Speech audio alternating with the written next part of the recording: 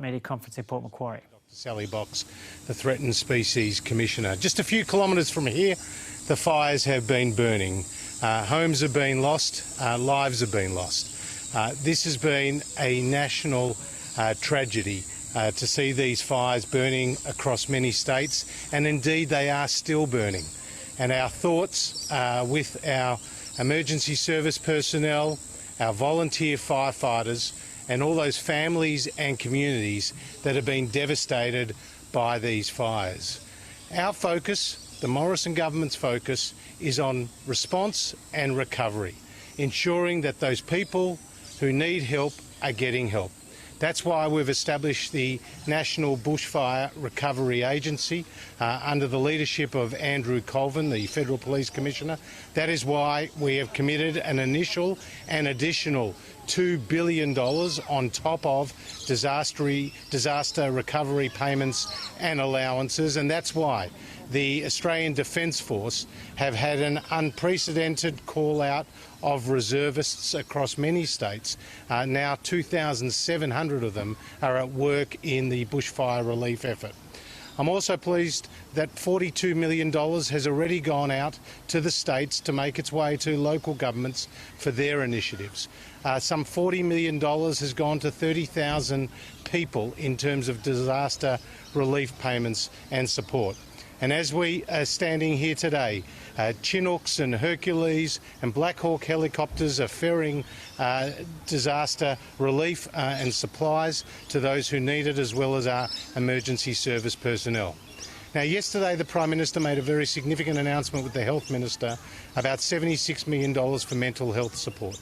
Today we're making an announcement about $50 million as an initial contribution to protecting our wildlife and restoring the habitat. This has been an ecological disaster, a disaster that is still unfolding. Some 8 million hectares have been burnt, and we know that our native flora and fauna have been very badly damaged. So this money will importantly go to saving the lives of our wonderful native flora and fauna. And what we've seen today from Sue is a number of the koalas who have been badly burnt just kilometres from here are now undergoing important recovery and treatment. And the love and the affection that is being given by these volunteers and staff here at the Koala Hospital is something really to be seen. But I'll hand you over now to Susan Lee. Thank you. Well, thank you very much, Treasurer. It's terrific to be here with you, and you have been an Environment Minister, so delighted to have your support, not just for the announcement today, but for the ongoing funding that restoring our precious and unique environment will need. And Pat Conahan, we got here. Pat has been a fearless advocate for these communities in the lead up to Christmas, when you were at the front line of bushfires, and one of the reasons we're here is to demonstrate, Pat, that we're responding to your community's needs and that we understand that we need to be here for the longer term when it comes to the mapping, the discovering of the unburnt areas within the burnt fire grounds, and bringing the restoration and recovery. We've started that work up here in northern New South Wales already. Leslie Williams, you as the state member have been a champion of this region and this zoo. Sue Ashton has taken us for a tour of the koalas, and unsurprisingly they all have names and they all have unique identities, and they are all individually extraordinary, and they all matter, as does every single wildlife that's been affected by these fires. So thank you, Sue, for the work that you're doing. Today, as the Treasurer said, this is our initial response for the environment when it comes to the bushfire tragedy. And I've just stepped away from my own communities in rural New South Wales, 70 k's from my hometown. There are fires burning in the Upper Murray. And we're talking, I was talking yesterday about the built environment and the rural environment and our farmers. Today I'm talking about the environment. We as a government will respond across all three fronts as we go forward and manage what is, as Josh has said, an unfolding ecological tragedy. So 50 million today, and if I can broadly break it up, 25 for our wildlife carers and hospitals, our zoos that are standing ready to do what they do best, breed insurance populations and get out there in the field and help, and our natural resource management bodies, because one of the biggest threats that wildlife faces post-bushfire is feral animals. So we need to get those areas fenced off, we need to identify habitat, and we need to provide food, shelter and water for the animals. Now, the other $25 million that is part of today's announcement, I stress it's all our initial response, will be managed by Dr. Sally Box, our Threatened Species Commissioner. Because what we do need to do is coordinate our expert advice, and so Sally has convened and will chair, along with me, an expert panel that will inform us about what we should do, because there is so much in the science, the environment, the ecology, the Indigenous land management and farm space that we can learn from. So we're bringing those people together and they're actually going to give us that advice. So this is about government listening, acting. You will see money coming out the door in days, right where it's needed. And the ongoing conversations that I'm having with those groups is helping us give the best possible response as a federal government. This is coordination with volunteers, coordination with state governments and state agencies, and together we will manage this, because this is a huge opportunity for our country to recover our habitat and to recognise the extraordinary value of our wildlife and the iconic Australian bush in which it lives. So Sally, I'd love you to talk a little bit about that science response that I've mentioned. Thank you very much, Minister. As the Minister said, she's asked me to convene an expert panel who will help guide the government's response to this bushfire crisis. This expert panel will have a few roles. We'll be looking at trying to assess the impacts of these fires on our threatened species and our wildlife and our plants and animals, mapping to try to understand where the fires have been and which species may have been in their path has already begun. We'll be looking at those maps and looking at what further information we need to assess those impacts. We'll be trying to prioritise the species, the places that we most need to focus our efforts, and then look at the type of actions that might need to be done. That might be about protecting habitat where you've got those vulnerable species remaining. It may be about controlling pests and weeds. It may be about securing threatened species populations and getting them into the zoos. And also there's the planning for that long-term habitat restoration effort. So I'm convening this panel. It'll include experts from CSIRO, from the universities, from the zoos and from our own Indigenous Advisory Committee. We'll have fire ecologists, conservation biologists, expertise in captive breeding. We'll have a range of expertise on that panel. That panel will meet very quickly. That panel will meet on Wednesday to start looking at where we most need to guide our efforts.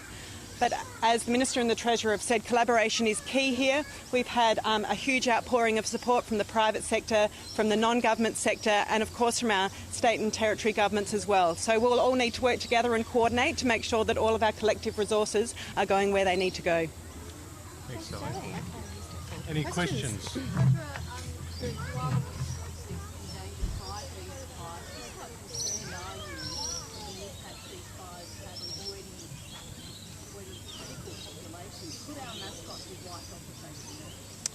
Well, it's iconic, the koala, and we all want to see it thrive, survive, and obviously there's been huge damage to not only their habitat but to their numbers. And Dr. Sally Box may want to speak about the damage to their habitat and to their numbers, but the truth is we don't know the full extent of that damage until it's been mapped and until these fires are over. But there's no doubt a large number of koalas have lost their lives, many others have been injured, and just here at Port Macquarie Koala Hospital there are 45 koalas who have been burnt, and they've received treatment in the medical facilities. They're now going through a recovery process. They've come from Lismore, they've come from the Blue Mountains, the Hawkesbury, they've come from right around this state and beyond, and obviously the expertise here, the expertise within our zoos and through other not-for-profit organisations. It's a real collective effort to restore their habitat and to protect the wildlife. But Sally? Thank you, Treasurer. Yes, I think the community has really been struck by the images of koalas affected by these fires, and it's been quite heartbreaking. Scientists are estimating that maybe 30% of koala habitat has been lost here in northern New South Wales. We know that habitat's recently been lost on Kangaroo Island, so that we know that koalas have really taken a hit. It will be some time before we know exactly what that means for their numbers, but obviously koalas will be a big area of focus for us. Question?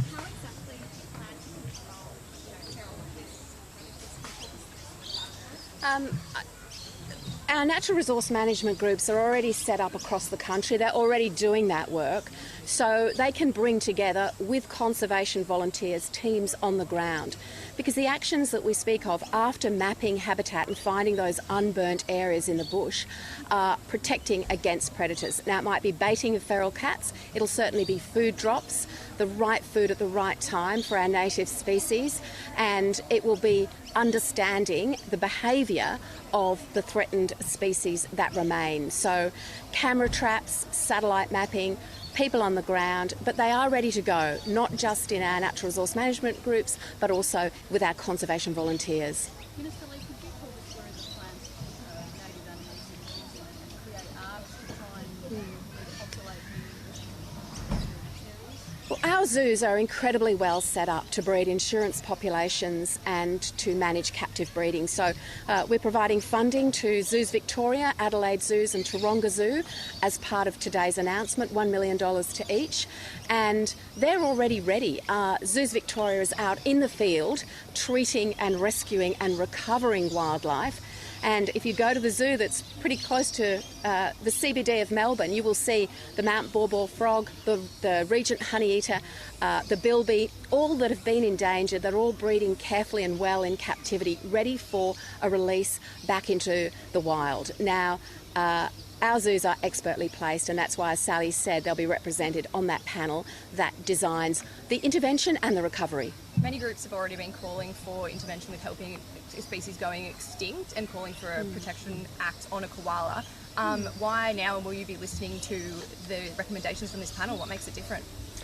We've got a Threatened Species Scientific Committee that manages the listing of all endangered species. So this is not, a government decision based on a set of circumstances. This is always done with scientific opinion. However, I have spoken to the chair of the committee, Helene Marsh, and I have said, given the extraordinary hit, as we've described it, on the koala population, it may be necessary to bring forward the assessment that they would be doing in any case to see whether in certain parts of the country koalas move from where they are, which is often vulnerable, up to endangered. So everything that can be done to rescue and recover koala habitat will be done, including some innovative approaches that look at whether you can actually put a koala in an area that it hasn't come from. So the best science, the best advice will inform our response. Will this also be looking at the effects of logging?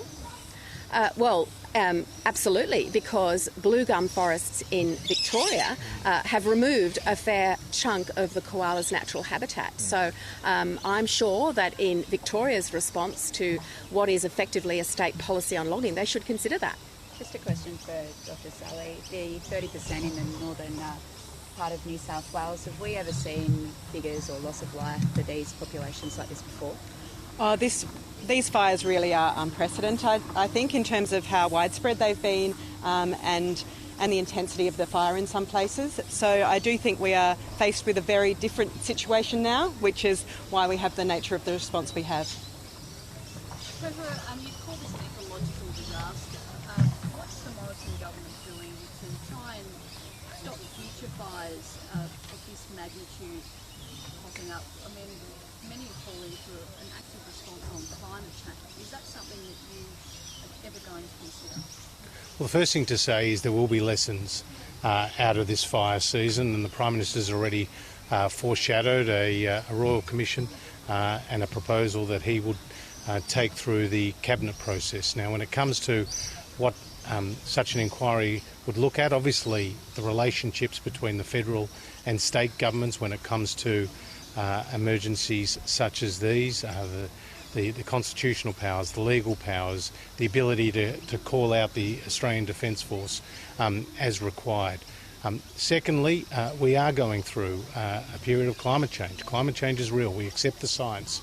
Our habitat, our environment is becoming hotter and drier, and that is impacting on the bushfire season. It's impacting on other natural disasters as well.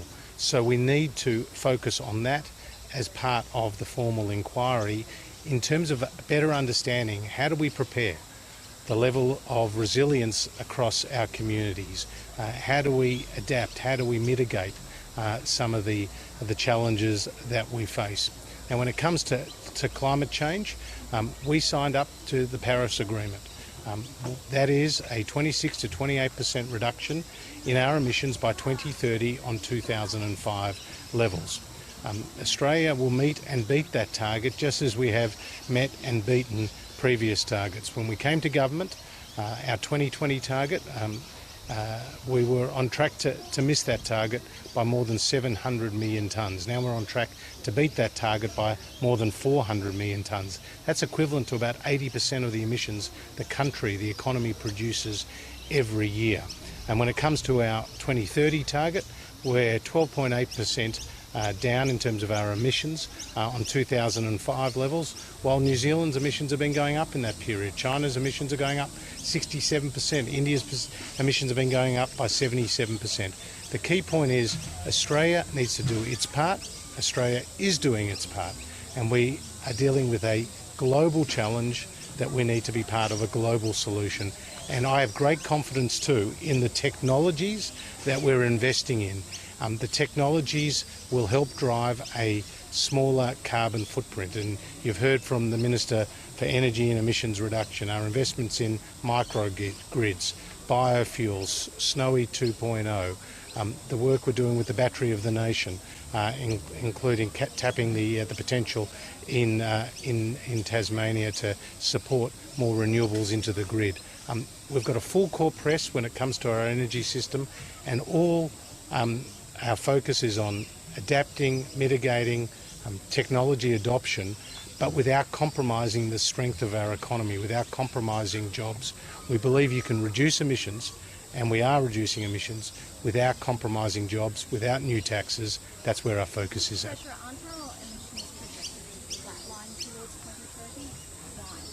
Actually, we're going to be reducing them by 26 to 28% by 2030 on 2005 levels, and emissions now are on average around 50 million tonnes lower than under the previous government. That's not insignificant. We are seeing a smaller carbon footprint across the economy. At the same time, our population's been growing and our economy's been growing. But we absolutely need to manage this transition in a very sensible way. And the Prime Minister yesterday used the term balance. The extremes of this debate. For some people, whatever you do will never be enough. For others, whatever you do will be too much. There is a sensible, balanced approach to emissions reduction, adopting new technologies, and that's what the Morrison government is focused on. You mentioned collaboration with the states. It's no secret the relationship between the federal and New South Wales state government has been tense, safe to say, throughout this crisis. Do you think the state government could have done more to avoid the calamity that we saw? And do you think, going forward, what recommendations would you be giving to the Victorian government? Well, I won't be giving them recommendations. I have to say I've only got praise for the work of the states. In fact, I've been working very closely with my Treasury counterpart, Dom Perrottet, in regular contact with him, just as I am with Tim Pallas in Victoria and Rob Lucas in South Australia. And Prime Minister Scott Morrison and Gladys Berejiklian and Stephen Marshall and Daniel Andrews have all worked very effectively together. And we heard from Daniel Andrews himself praise the response and cooperation he's been getting from the federal government, saying everything he's asked for, he has received. And I think that's a very telling statement. Last question. Kian's approval ratings taken a hit in the latest news poll. What do you make of that, and can he regain the public's faith in him? Well, we've heard the message loud and clear from the Australian people. They want to see the federal government adopt a very direct response to these natural and national disasters. And that's what we're doing.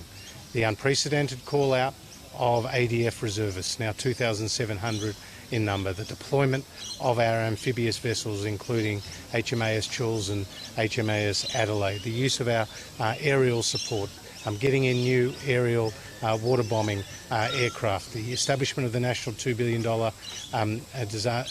bushfire recovery agency with that initial down payment under the leadership of Andrew Colvin. We've got more announcements to come in future days, but we're focused on learning the lessons of the tragedies that we've seen over recent weeks and months with these fires, supporting the communities in every way possible, and of course working very collaboratively with the partners and the stakeholders, including many in the environment space, given the ecological disaster that is unfolding and that we are determined to support in every way we can. But do you think the Australian public will forgive him? The Australian public know that Scott Morrison is absolutely focused on delivering for them, delivering the response and recovery that is required. That's where Scott Morrison's focus is on. I spoke to him this morning. We're in regular contact every day. The colleagues are very much focused on ensuring that the community gets the support. It's not about what it costs, it's about whatever it takes. It's about the bottom line of saving lives, supporting volunteers, and supporting communities get back on their feet.